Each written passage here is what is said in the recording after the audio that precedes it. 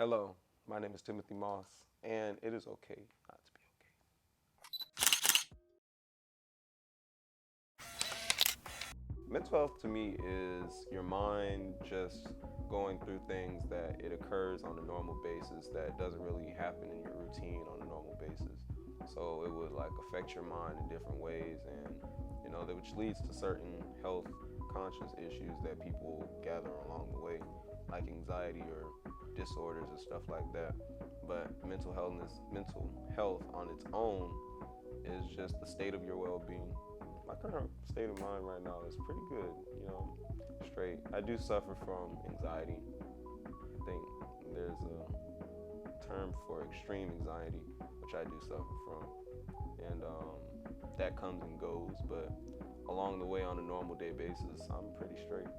Me personally, I just wait until it goes or pass. For example, it can be like I'm having a bad day, and the bad day is really consistent. I mean, bad day persists of, I don't know, me not doing well on an exam. It may put me down for like a couple hours or so, especially if I studied for it. But that's usually when my anxiety would start to act up, because it would be like, oh man, I gotta worry about getting my grade back up, or I'm gonna redo the test, and how I'm gonna study for it next time even better, and what it's gonna do. I'm a long-term overthinker, so I'll think like minutes afterwards, or days afterwards. And just like I said, the long-term effects of whatever I do. So the way I would deal with the stress of it is, just waiting for it to go by or pass by. Like, I don't really have any special ways of dealing with stress except talking with people. I think that's really the only thing I got. Or doing my hobbies, practicing or whatever, but that's really about it. Mental health is very important to me. Like I said, I suffer from extreme anxiety. It's real important to me because I can't imagine what everybody else is going through having this.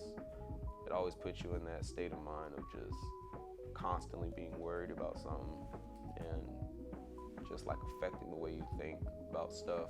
Always thinking steps ahead where certain stuff shouldn't be thought ahead about.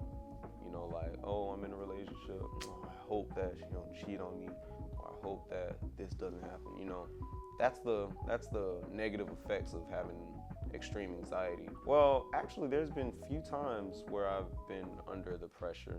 I have had deadlines before on like assignments or stuff, or things that I had to do, but no, I've never really been under the pressure, so I can't answer that. It's been very up and down. Sometimes when I go home after the semester, that's when the anxiety really kicks in, because I went from a setting of doing a lot to a setting of doing barely anything, like mind-wise, mental-wise. I constantly have this and this to think about when I'm on camp. When I get home, all I got to do is work, but the problem is I'm suffering the effects of all that thinking, all that overthinking, all that stress, all that anxiety from the semester, and it gets poured into home. So it's been up and down. So it's like, get home, bad. I'm here. It's bad, but it's not as bad as when you get back home. I've never been in a dark space since middle school, maybe early days of high school. I'm really a positive, upjoyed, upbeat person. Upjoyed, delightful type of person. So I don't really deal with anything dark nowadays. But back then, it was rough. I suffered with depression, bad depression. I just got over it because I started to find light in the darkness. And I'm straight now. I'm good. Yeah, back in the early days of middle school, high school, early high school. But that was only because I moved from second grade. Before second grade, I was in Tampa. And I moved to Jacksonville around second grade. And ever since I got to Jacksonville, that's when I started going through the depression, because I went from a different environment where I had tons and tons of friends to having nobody at all that messed with me. And that went on for about 7 years straight, and each year it just got like harder and harder. And eventually I got to a spot where I was crying a lot when I get back home. I put on a smile and front of everybody at school, but I get back home, I just let it all out. But then there came that one point in time where I was like, you know what? I think I'm good. I don't think anybody really needs me here. And that was really one day. I remember that one moment. Of course, my first breakup, but who doesn't feel bad after their first breakup? But other than that, yeah, it was just them early days, middle school. It was real bad at that point. But I'm good now. Those are the only times I suffered from suicidal thoughts. I think the only time I had a bad experience was when I had COVID my sophomore year after the first semester ended. I got back home. I felt so bad. It messed me up physically, but it messed me up mentally too, because I never thought that I'd catch it. I was taking all the precautions, doing everything I was supposed to, only to still catch it, and caught it worse, caught it real bad. I think that was really the only time I was in a real deep place of just downness. But throughout college, there was this one time, I wouldn't consider it a down moment, but it was more of a regret.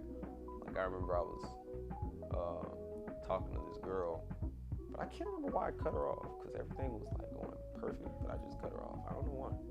That was just one of the things I always think about. I'm like, why did I do that? But it's gone now. It's gone now. It's fine. I considered it way back, maybe freshman year. No, not even that. Consider it maybe back in high school, junior, senior year, when I was I feel like something's not complete about me. And I was like, maybe I need to talk to somebody about that. And it was really family problems, with my second side of the family. I was like, I don't really know them that well, especially when my grandma passed on that side of the family. I feel like I didn't know them well. I should have known them more than I do. But yeah, that didn't connect with me. They didn't really connect with me on the level of my other side of the family.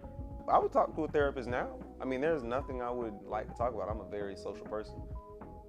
So, I'll talk to a therapist now. I'll just tell him about what's going on. Maybe he can or she can diagnose why I have anxiety. Because, I keep telling myself, oh, I don't have anxiety. But it just seems to still be here. I get that heart palpitation feeling, get them shaky hands, get that worrisome look, them sweats, them sleepless nights sometimes. But it doesn't really bother me that much sometimes. Just be like, well, it is what it is. At least I'm not dying. There's always light in the dark. There's always an end to the dark cave, the dark tunnel. There's always an end to it. And whether it be something that pulls you out of whatever you're going through, or something that just gives you it gives you that clarity or closure that you need for whatever it is you go through. But if you keep going forward, there's always going to be something. There's a lot of stuff to miss out on. You can say, I'm tired of this and I'm tired of that, and I just want to put everything to rest. Yeah, you're going to feel like that. Can't deny that. But if you do that, you won't see the opportunities that you have after that. After that, there's countless opportunities that you don't even know about. Your life can change up completely. It can go a complete different route. Like me, it went a completely different route.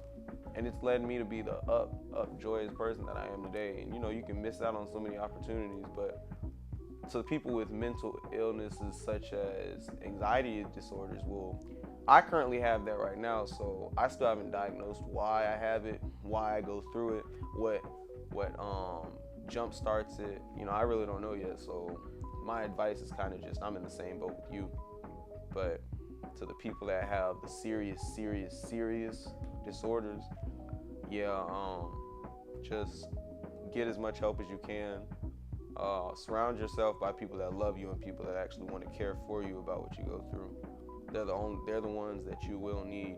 There will be times where you want to be alone, but those are the people that will really nurture you through anything that you got going on. If there's somebody you can talk to, talking is the number one key element for any type of mental thing you got going on. You have to talk to somebody. That's why there's social hotlines. You have to talk to somebody. That's just, you have to. There's many situations where people keep things bottled up. Things shouldn't be bottled up to a certain extent. Eventually you gotta let it out somehow. people let it out in angry, aggressive ways. Those angry and aggressive ways, they let it out, but there's a better delivery standpoint to let it out.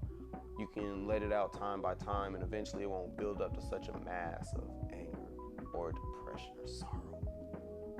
The best way is to find somebody that you love, somebody that you have enough trust about to talk to and, feel yourself out. Just put everything flat out on the table and just see where that takes you from there. You'll find some things about yourself that you really didn't realize if you have an outlet or somebody that you can bring your issues out to. And nothing's an issue. You're not like different. Everybody's different. Let me say that. Everybody's like, everybody's different. So, you're not like an outcast. You're not somebody that's just, I feel a certain way, so I feel like I'm like different from everybody. I don't want to be like so different from everybody. Like nobody knows me, so nobody likes me. Everybody's different. I suffer from anxiety disorder, and I feel like I'm different from everybody, but I don't exclude myself from nobody. So you're gonna be okay.